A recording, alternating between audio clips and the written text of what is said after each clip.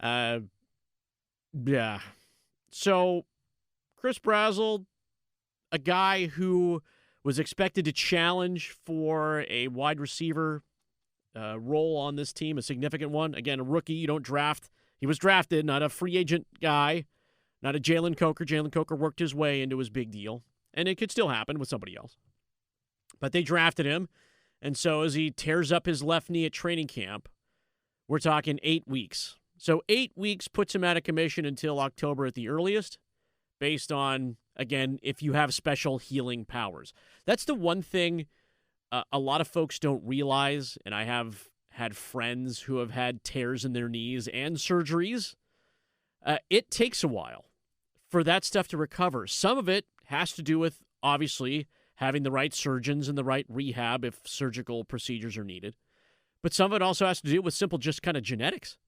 I'm like, does your body just heal quick or quicker than others? So everyone's always amazed about Pat Mahomes and ankles and cartilage and tears and whatnot, how quickly he's able to bounce back. Some guys just have that. And again, you have the right staff and right things around you. And I hope that Brazzell has the right things and right staff around him. But now, we talked about this when Scorton was hurt last week. It was about next man up. And those are the three words that I think every coach just, they like to recite out of the head coaching kind of generic playbook about what to say after somebody gets hurt. But it's also three words that they dread. Just can't be absolutely crazy about that. Dave Canales said that knee has been bugging Chris since early in training camp. It was just something that kind of started to get sore after the first couple of days. And then we just, he mentioned it to us. We started to look at it, and, we put him through some good recovery stuff and deloaded him for a couple of days, got him back out there, and he couldn't finish the day. Right. Yeah, he couldn't finish. And that's terrible. It's not great, certainly for this team that was counting on him to make an impact. They absolutely were. Like, length-wise, hands-wise, he was going to be the dude. He was going to be that guy. And now you look at what you have left. And what you have left was, as I mentioned, the guy who was already up to be the next man up. And that's Xavier Legette, and that's the problem in terms of, do you trust him? You made that pick for a reason, Dan Morgan. And now you are changing up your depth chart. You bring in a Casey Washington yesterday in a signing who played a couple of games with Atlanta, started a couple of games. And now everybody that was poo-pooing on John Mechie, he's not going to make the team, he's whatever, blah-blah. That dude just moved up in the depth chart very quickly, at least for the first several weeks. This is not, by the way, Hunter Renfrow action. Like, they need help. They need help because their third option is a guy that they clearly don't trust because they tried and did, assumedly, draft his replacement in the third round of the NFL draft back in April. Yeah, I mean, the opportunity is there, certainly, for John Mechie, and given his history with Bryce Young in college, could be a target that he finds a connection with. And I assume he's going to get a decent amount of reps with the chance to kind of at least stake a temporary claim on that wide receiver 3 role. A week from now, for sure. Unless Xavier Legette can really show something, can really, exhibit some progress and some kind of development, because we're going into year 3 of this thing, and there's just still so many moments like late into last season where it's like, you got to have more awareness. You got to have better hands at this point if you're going to be a wide receiver that this team counts on in the passing game to come up in big moments. So it's certainly less than ideal to lose your day 2 draft pick receiver that you kind of had high hopes for the first, at least what'll that be, the first 4 or 5 weeks of the season, like when it actually gets going in the regular season. You actually have to boil it down, when it gets to the beginning of October. So just super unfortunate. I don't know what's going on at training camp, but these guys got to stop getting hurt, because they have a little bit of depth, but they're already starting to exhaust some of it, and it's not even August yet. No, they've absolutely exhausted it. Like we were talking, about Lee Hunter yesterday, trying to step up and make some plays in case, just guys can't get going again. And it is thinner. It's much thinner than it was. You're good after 3 seasons with your starter. Like, you were comfortable with your starters. You're coming off a divisional championship. I don't think I'm out of place by saying that. No one's questioning the fact that this team has talent now. Like, talent, you're like, yeah, it's talent. It's not just a cobbled together 22 starters in a journeyman kicker, journeyman punter kind of stuff. Like, we believe in these guys. We believe that this defense that showed improvement can continue to take steps forward and become a top 10 defense. Like, that would be amazing. But then you take another hit, and like, I hear the hand slapping across the foreheads of Panthers fans. It's like, again, another guy? And on offense, when, again, you were trying to replace somebody and that replacement goes down, there are options. There's no doubt about it. And I don't want to leave out Jimmy Horn Jr. in this conversation, Bryson Tremaine out of this conversation, but they weren't expected to step up and be that third guy. Like, that third spot is Legette's to take. Like, just take it. And I think there's that just kind of silent hope that all the aw shucks and all the fear of water and all the racehorsing and all the unusual eating habits of Xavier Legette are just part of the color of a talented football player that just took 3 seasons to get going. And you're okay with it if it happens in the 3rd season. You wish it had happened last year, but you're okay with it happening now. But let's be honest, the track record isn't great. It's not. And you mentioned the moments and the lapses and kind of the awareness and where to be, Max, towards the end of the season. And those were the times he actually was able to get on the field and, like, do something meaningful.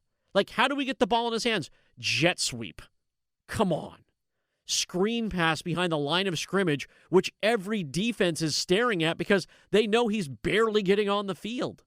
Like, why does he get in there? They're going to throw him the ball. Okay, well, let's just shift everybody over a la Little Giants at the end of the championship game. We know. They know the play. They know the play. No crap, they know the play. He's not out there to be a decoy. Why waste him? Like, okay, we got to see what we got. And the only way to see what you got, right? And we just heard it from Bill Belichick, and we heard it from Dave Doran. Football is football for real when you're on the field. In practice, it's just practice. You don't know what you got until it's out there. 2 seasons of Xavier Legette, you kind of understand what you have, but secretly I think many of you are like, oh, please, we really want to like this guy. He's got the cool initials XL. He's got one of those really cool receiver numbers in 17. He's relatively local.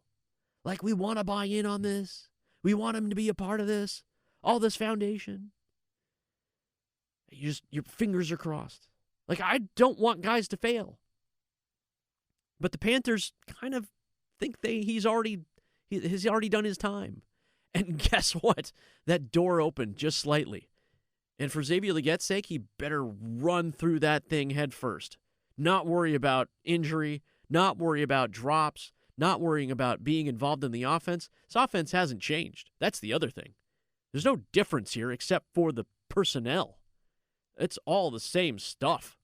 It might be a little bit different when it comes down to game execution, but that playbook, it's not like Brad Idzik added 22 pages to the playbook. There's no way possible. He's going to run the Canales playbook, but he's probably going to run a little bit differently. But we all know what it is. Like, the players, I should say that. The players know what to expect. Xavier Legette should know what to expect. And he's got to seize that moment. Not the next man up anymore. He was already the man up. Now he suddenly became the next man up. And that's just crazy. That's just crazy. So, fingers crossed that if you've invested some of your stocks and bonds into medical technology companies or medical supply companies, they're doing really well. Their profits are up in Charlotte. I'm just joking, but it's kind of true. And we'll keep tabs, and hopefully nobody gets hurt again today. Hopefully hopefully the guys have fun. They play hard.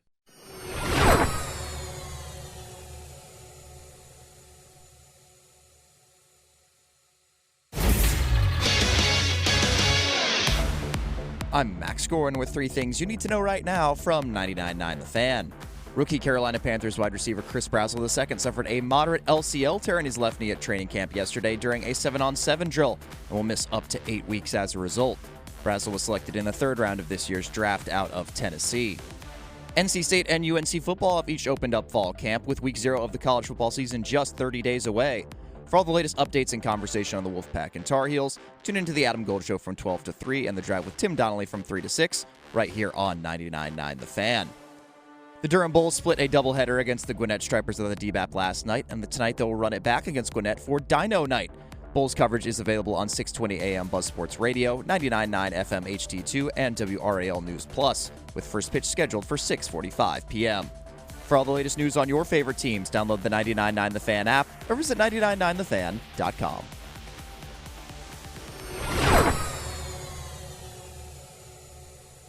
That's Max. I'm Paul. Next up here on 99.9 The Fan. So yesterday, the news is there's a 20-year-old who's going to be making the most money in the NHL. 20 years old. $18.8 million, the largest contract ever in NHL history. 5 years, $94 million, the average annual value, because the NHL is the only league that does this, $18.8 million, which will surpass Leo Carlsson's deal.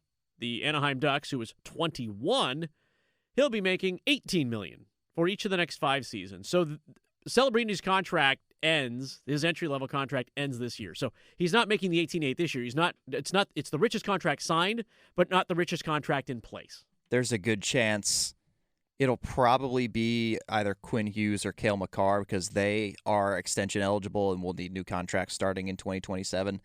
I think by then, one of them could be making slightly more, but either way, this is going to hold up until one of those contracts are signed. And even then, depending on what term either of those two guys go for, it could still hold up to be, and it's worth it, by the way, as well, because Macklin Celebrini he was 19 this past season. He had 115 points and was, I think, just outside the top 3 to win the Hart as the league MVP as a 19-year-old on a team where there's some other young players that when they all kind of develop together and get into their primes, like San Jose is going to be a very, very tough team to play. But largely he was carrying a team that was pretty much bereft of like high-end talent, and they almost made the playoffs when they had no business being really anywhere close. So he's going to be worth pretty much every penny of that $18.8 million a year. It's just a matter of, are they going to be able to keep all this young talent coming up through their system and eventually get them all in their prime, especially now that they have, I think it's like $17 million a year that is going to Jacob Trouba and Darnell Nurse on defense. So we'll see if they're able to manage the cap around that. They've got tons of expiring next year, too, so they'll have room. I mean, Celebrini's deal takes up roughly half of the room that they were expected to have, and everyone's saying this was a deal. He gave them a deal because he wants to still have some players around him, some people around him. He could have asked for, which is allowed by the players, the NHLPA and the NHL collective bargaining agreement, 20% of the available cap up to the max. It's $20 million. The first NHL in the new NHL, the first NHL player to make $20 million is probably less than a season away.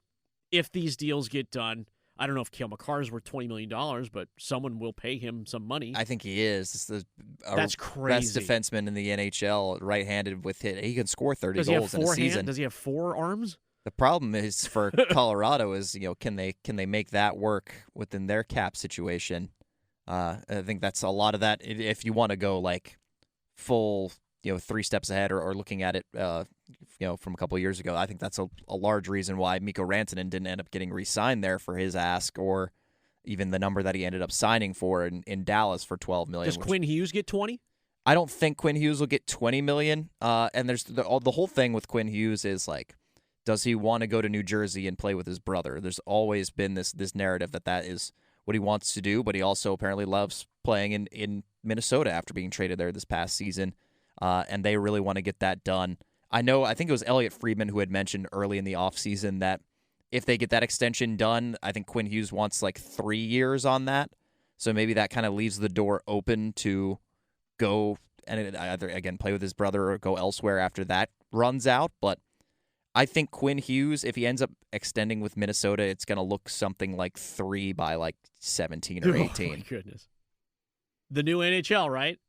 Every general manager understands this. They're saying it out loud.